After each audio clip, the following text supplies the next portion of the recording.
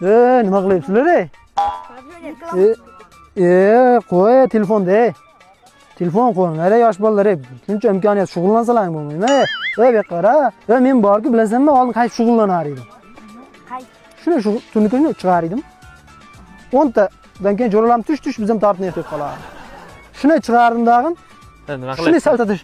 Mirzabek. Charchamayapsizmi? Sog'lik. Alaykum assalom, yaxshimisizlar? Shuni turniga chiqib, shuni saltatib oyoq bilan yerga tushib qoladi-da. Bolalar shug'ullanish kerak endi. Shunday shug'ullanish kerak. Lekin gap sifati bilan deydi-da, qani bir ko'rsatchi o'zi haqiqatan. Nimani ko'rsatdi? Shug'ullangan davringda maqtanayapsan ularga. Ko'rsataman. Ko'rsat qani?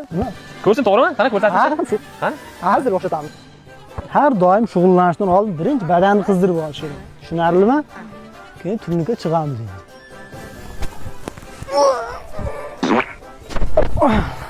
Badan yaxshi qiziman. Sizlarga eng qiyinini ko'rsatib qo'yayman, salta tashib beraman, maylimi?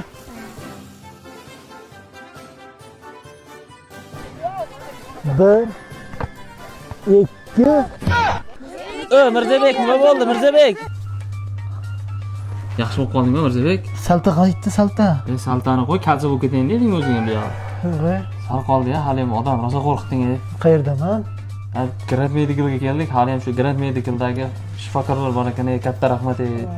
2 kun deganda seni o'ziga keltirdi, odamni qo'rqitding-ey. Boshim og'riyapti. Ha, hali ham boshim og'riyapti.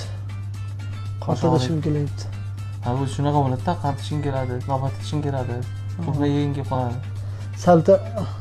Salta. Badanni yaxshi qizdirmadimmi ekan? Ha, nima bo'lsa bo'ldi endi shu.